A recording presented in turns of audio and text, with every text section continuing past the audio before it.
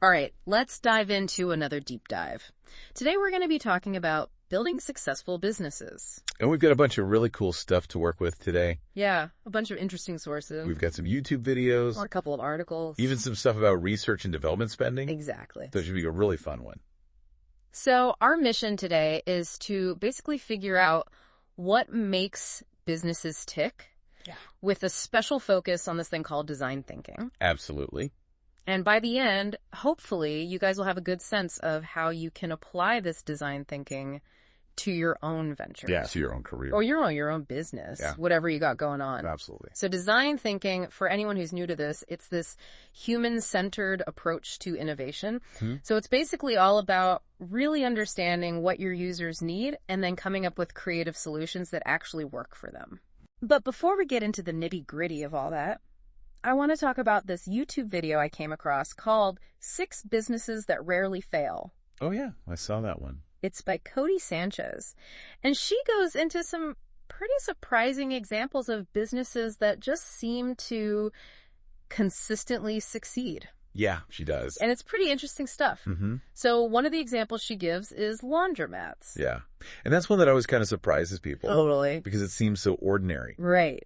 Exactly. She says that they have a 95% success rate over a 5-year period. 95%. That's incredible. Amazing. Laundromats. Like, why are laundromats so successful? Well, because people always need clean clothes. Exactly. No matter what the economy is doing. Right. You can't just wear dirty clothes forever. No matter what's going on in your life, you're going to have laundry to do. Right. Another one that she mentioned was rental properties. Oh, yeah. Those have an 85.3% success rate, which I thought was pretty interesting. Yeah, it makes sense. Because it kind of echoes Andrew Carnegie's thing about real estate. Absolutely. You know, it's that whole idea of investing in tangible assets. Right. Things that people always need. Right. And I think that's where design thinking comes in. Okay. It helps us identify those underlying human needs, even in places that we might not expect. Okay. Like laundromats or rental properties. So instead of just focusing on the product or service itself, it's more about digging into the why behind what people want. Exactly. Understanding the motivation, the underlying needs. All right, cool. That makes those businesses so resilient. So let's shift gears a little bit and talk about this article from MIT Sloan called Design Thinking Explained. Oh, yeah, I read that one too. It gives a really nice overview of like what design thinking actually is, how it works. Yeah, it breaks it down really nicely. And it even argues that it's not just for products. Right. It's for any kind of problem. Yeah, it gives the example of selling solar panels or even running a company like Airbnb. It's a really versatile approach. Totally. And one of the things I really appreciated about the article was how they laid out this clear process for implementing design thinking. Okay. They broke it down into 4 steps. Understanding the problem, exploring solutions, iterating with prototypes, and then finally implementing your solution. Sounds pretty straightforward. It does. But those steps actually require a pretty big shift in how we think about solving problems. You mean like not just jumping to conclusions based on our own limited experience? Exactly. Like you have to be willing to really dig deep.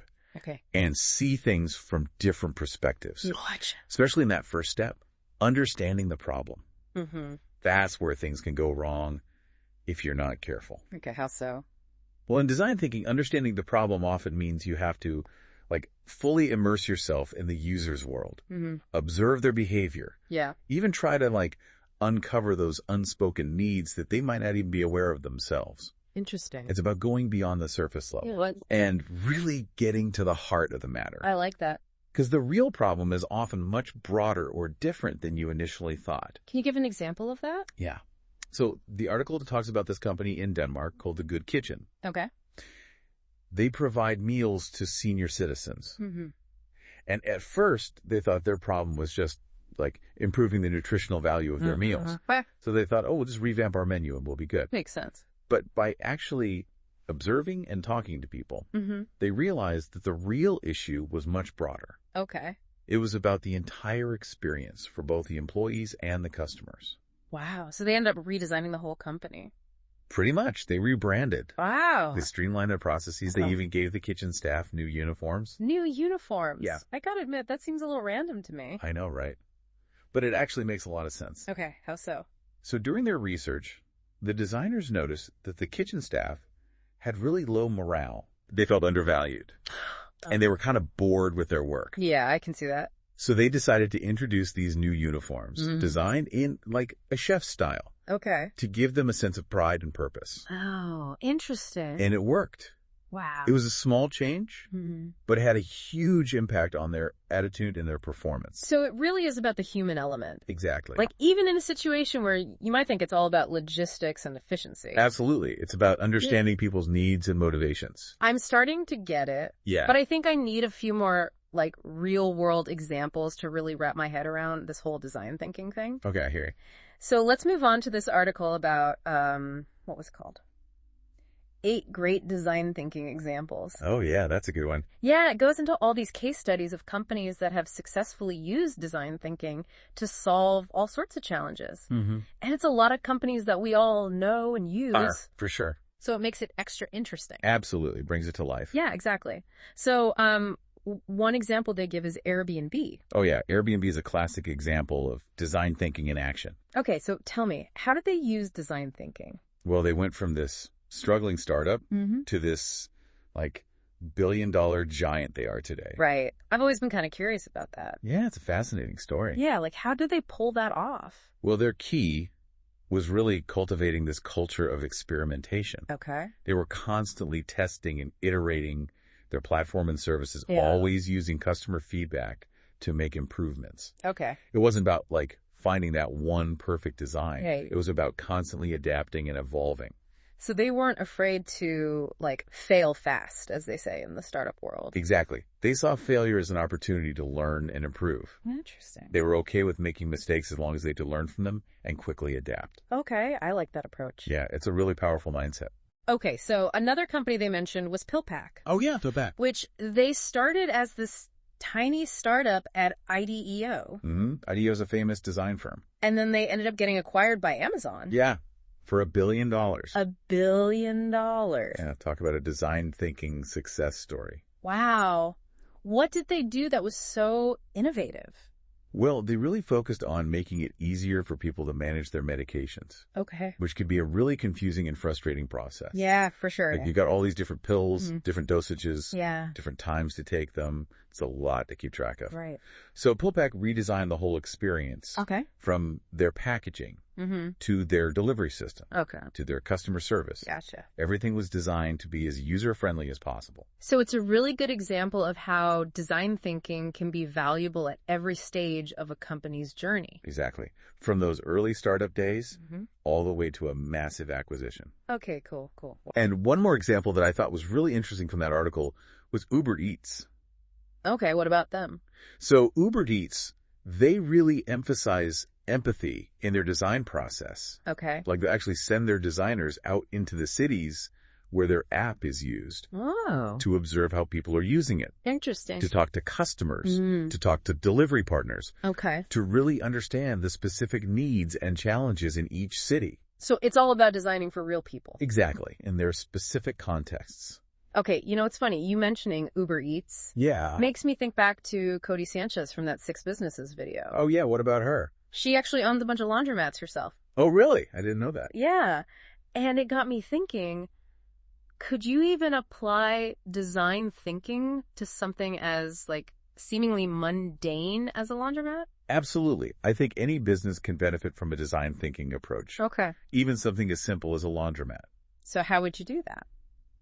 Well, imagine a laundromat that's not just functional, but it's also enjoyable to be in. Okay. Like, maybe it has comfortable seating, free Wi-Fi, maybe even a little cafe, or play area for kids. Okay. It's about going beyond just the basic service. Right. And creating a positive experience for your customers. Yeah, I like that. Because even in a laundromat, people have needs and desires. Right. And if you can address those, you can create a more successful business. Okay, I'm convinced design thinking can be applied to pretty much anything. Pretty much. But I'm curious, how do you take this to the next level? Like, how do you use design thinking to solve, like, really big, complex problems? That's where this idea of strategic design thinking comes in. Okay, I've heard that term before. Yeah, it's basically taking the principles of design thinking and applying them in a more strategic way. Okay. And it's particularly helpful for those really complex business problems. Gotcha. Where there are a lot of moving parts and a lot of different stakeholders. a lot of different needs. Exactly. And one of the key principles of strategic design thinking is to start by empathizing with all of your stakeholders. So not just your customers. Not just customers, no. Well, because even internal stakeholders, like employees yeah, or managers, right. They all have their own needs and expectations. And those needs might be different or even conflicting. Exactly. So strategic design thinking helps you uncover those often conflicting needs. Okay. So you can get more comprehensive understanding of the problem you're trying to solve. So it's like design thinking on a grander scale.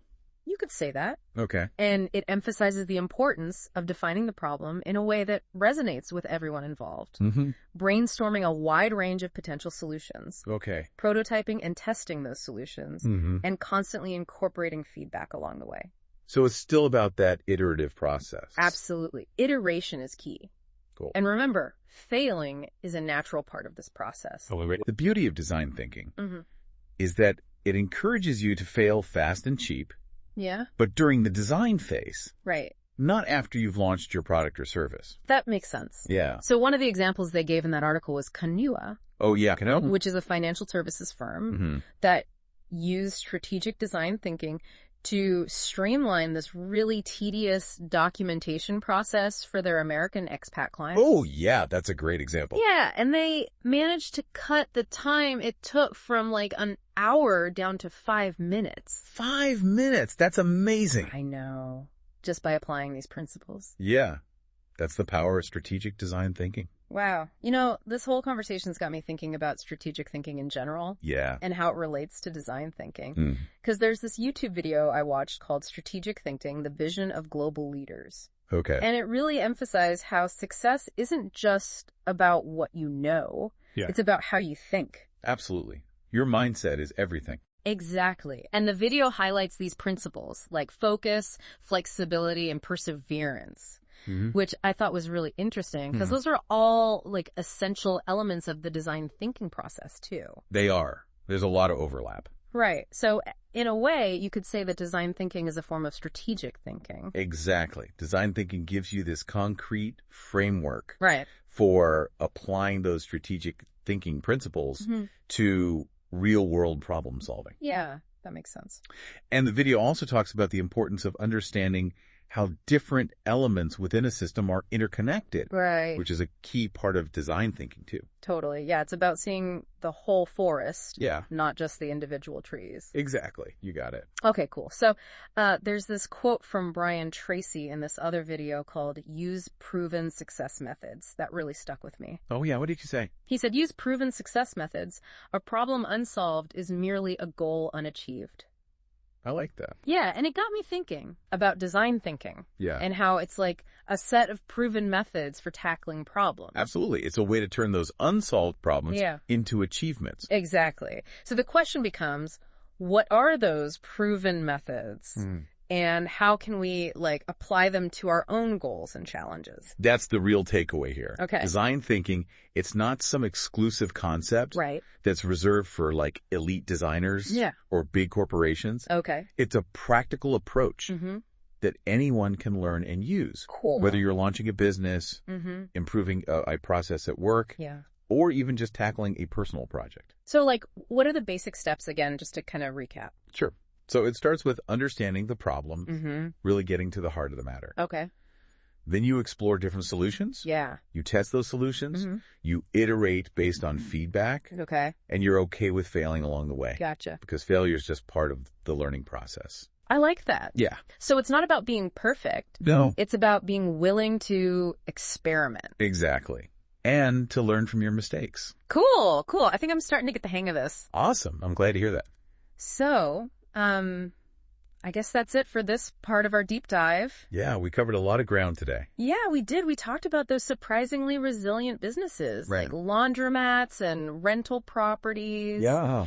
And we went pretty deep into this whole idea of design thinking. Absolutely. From the basic principles to some real world examples. And even how to apply it strategically. That's a powerful tool. Yeah. So hopefully you guys are feeling inspired to go out and try some of this stuff yourselves. Because design thinking, it's not just for designers. Right. It's a mindset that anyone can adopt. Cool. It's about embracing empathy.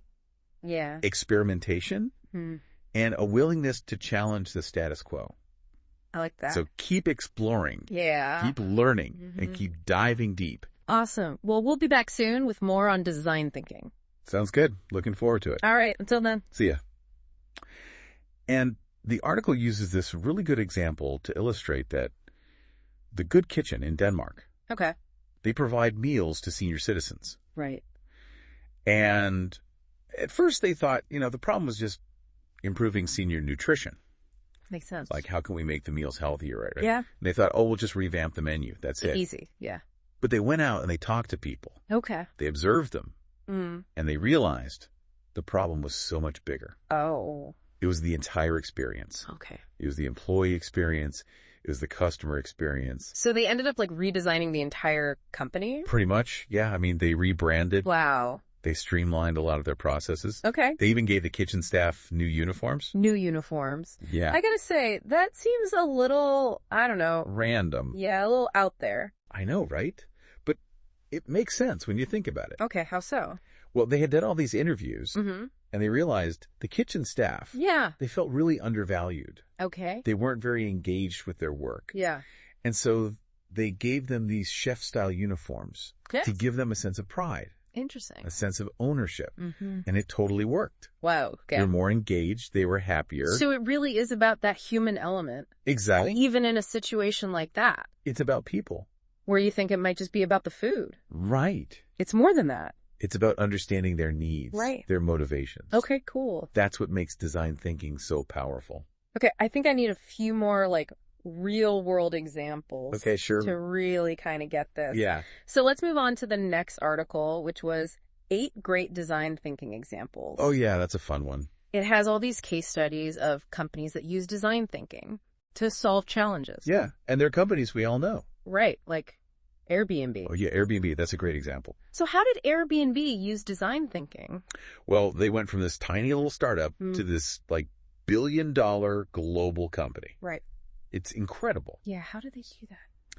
So their key was building a culture of experimentation. Okay. They were constantly testing new things, Mm-hmm. getting feedback from users, Yeah. and making improvements. So they weren't afraid to fail. Exactly. They embraced failure Okay. as a learning opportunity. Okay, you got it. Because they knew that the more they experimented, Yeah. the faster they would learn Mhm. and the better their product would become. Oh, okay. That makes sense. And then another company that used design thinking really effectively was PillPack. Oh, yeah, PillPack. They started out as a tiny little startup at IDEO. Right, the design firm. Yeah. And then they got acquired by Amazon. For $1 billion. $1 billion.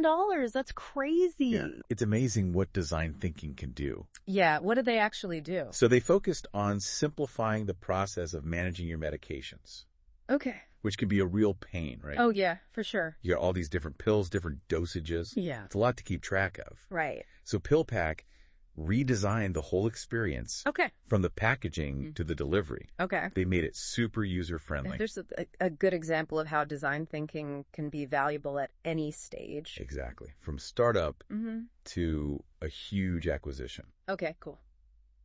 And one more example from that article that I thought was interesting Okay. was Uber Eats. Okay, what about them? So Uber Eats, they really emphasize empathy in their design. Okay. They actually send their designers out into the cities where they operate Oh, wow.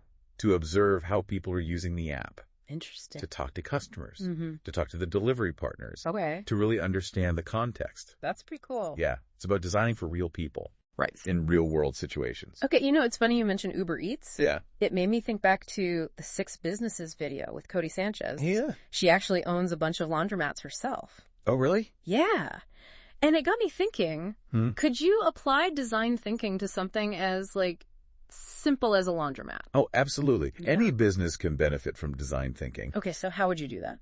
Well, imagine a laundromat Yeah. that's not just functional, Okay. but it's also enjoyable. Right. Like maybe it has comfortable seating, Yeah. free Wi-Fi, Mm-hmm. maybe there's a little cafe, Oh, wow. a play area for kids. Okay. You're going beyond just the basic service Right. and creating an experience that Yeah. people actually enjoy. I like that. Because at the end of the day, even in a laundromat, Mm. people have needs and desires. Yeah. And if you can meet those needs, Yeah. you can create a more successful business. Okay, I'm sold. You can apply design thinking to any. Pretty much, yeah. But I'm curious, how do you, like, level up with this? Like, how do you apply design thinking to, like, really big, complex problems? So that's where we get into this idea of strategic design thinking. Okay, yeah, I've heard that term before. It's essentially taking those principles of design thinking, but applying them in a more strategic way. Okay. And it's really useful for those really complex business challenges. Right. Where you have lots of different stakeholders, lots of moving parts. And one of the most important things with strategic design thinking is to empathize with everyone. So not just your customers. Not just your customers, no. Okay. Because even internal stakeholders, like employees, managers, they all have their own needs. And their needs might be different. Exactly. Yeah. And often they can be conflicting. Right. So strategic design thinking helps you understand those needs. Okay. So you can really get to the core of the problem. So it's like design thinking, but on a bigger scale. Exactly. Okay. And it really emphasizes defining the problem in a way that works for everyone. And then brainstorming lots of potential solutions. Hey. Prototyping, testing, getting feedback. It's still an iterative process. Right. And one thing to remember is it's okay to fail. Oh, yeah. We talked about that. Failure is part of the process. Right. You want to fail fast and cheap, though. Yeah, during the design phase. Exactly. Not after you launch. Right. And one of the examples they gave in that article was this company called Kamua, Oh, yeah. a financial services firm. Right. They use strategic design thinking to streamline this process for their American expat clients. Yeah. It was like a documentation process or something. Yeah, it was taking them like an hour Right. to complete this paperwork. And they got it down to 5 minutes. 5 minutes. By using strategic design thinking. That's amazing. It's crazy, right? Yeah. What you can achieve. Okay, so this whole conversation got me thinking about strategic thinking in general. Okay, yeah. Like how it relates to design thinking. Because I watched this video called Strategic Thinking, the Vision of Global Leaders. And it talked about how success is not just about what you know. Yeah. It's about how you think. Absolutely. Mindset is crucial. Exactly. And they talked about these principles like focus, flexibility, perseverance. Those are all important. But those are all part of design thinking too. They are. It's all connected. Right. So you could say that design thinking is a form of strategic thinking. Yeah, it is. It gives you that framework for applying those principles. Gotcha. And the video also talked about how it's important to see how everything's interconnected within a system. Like the big picture. Yeah, exactly. It's all connected. Okay, cool. And I remember this one quote from Brian Tracy. Oh, yeah. What's that? In his video, use proven success methods. He said, use proven success methods. A problem unsolved is merely a goal unachieved. I love that. Yeah, it's a good one. And it makes me think about design thinking and how it's like it gives you those proven methods. Absolutely. It's a toolbox. Yeah. For achieving your goals. So the question is, what are those methods? Yeah. And how can we apply them? That's what we all need to figure out. Right. And one of the key takeaways here is that design thinking, it's not this exclusive thing. Right. It's not just for designers. Yeah. It's for everyone. I like that. It's a practical approach that anyone can use. Okay. Whether you're starting a business, improving something at work, or even just tackling a personal challenge. So, like, what are those basic steps? Again, just to kind of recap. Sure. So first, you really got to understand the problem. Okay. Like really get to the heart of it. Yeah. And then you explore solutions, test them out. Yeah. You iterate, and you're okay with failing along the way. Gotcha. Because failure is part of the process. Exactly. It's how we learn. Cool. And it's not about being perfect. Right. It's about being willing to try new things. Yeah. And to learn from your mistakes. Okay, cool. So design thinking can be applied to pretty much anything. Yeah, I'm starting to get that. Awesome. I'm glad to hear it. So we've talked about all these different businesses and all this stuff about design thinking. Yeah. It's a lot to take in. It is. It can be a little overwhelming, right? It can be, for sure. Like, where do you even begin? Well, the beauty of design thinking is that you don't have to have all the answers right away. Okay. It's more about a mindset. Okay. A way of approaching problems. So, like, a willingness to be curious? Exactly. Curiosity is key. Okay. And also willingness to experiment. Right. And to learn as you go. So it's not about finding the right answer. No, not necessarily. It's more about the process. Exactly. It's about the journey. Okay, I like that. So, you know, if you're thinking about applying this to your own life, Mm-hmm. start by being really curious about the problem you're trying to solve. Okay, so whether it's like, I don't know, Yeah. figuring out how to be more productive at work Mm. or coming up with a new business idea, Right. like really understand what's going on. Exactly. Understand the needs, Um, the motivations of the people involved. And that's where the empathy piece comes in, right? Absolutely. Empathy is crucial. Like putting yourself in other people's shoes. Exactly. Trying to see the world from their perspective. Okay, and once you kind of have a sense of that, Yeah. then what? Then you can start brainstorming solutions. Okay. And don't be afraid to think outside the box here. Yeah. The more creative, the better. So you don't have to be like a design expert No, not at all. to use these principles. Anyone can do it. Okay, cool. And remember, it's an iterative process. Right. You're going to test your ideas. You're going to get feedback. Mm-hmm. You're going to refine things as you go. Yeah. And you know what? You're probably going to fail a few times along the way. Oh, right. We talked about failing. But that's okay. Okay. Failure is just part of the learning process. That's how we get better. Exactly. So embrace those failures, Okay. learn from them, and keep moving forward. I'm starting to see how this is like more than just a set of tools. Yeah, It's really a way of approaching challenges. absolutely. It's a mindset. In any area of life. It can be applied to anything. Wow. Okay, so for someone who's like feeling inspired to try this out, Yeah. what's like one piece of advice you would give them? I would say don't overthink it. Yep. Just start small. Mm-hmm. Pick a problem that you're passionate about and just start applying some of these principles. Okay. Observe, ask questions, brainstorm, experiment, Cool. embrace the journey, and enjoy the process I like that. because it's a really fun process. Okay, awesome. Well, I think that's about it for our deep dive today. Yeah, we covered a lot. We did. We talked about a lot of different things. But hopefully, Mhm. the main takeaway here is Yeah. that design thinking, Yeah. it's not just for designers. Right. It's for everyone. It's a way of thinking. Exactly. It's a mindset. That can help you solve problems. And achieve your goals. Yeah. Awesome. Well, thanks for joining us on this deep dive, It was my pleasure. and we'll see you next time. See you later.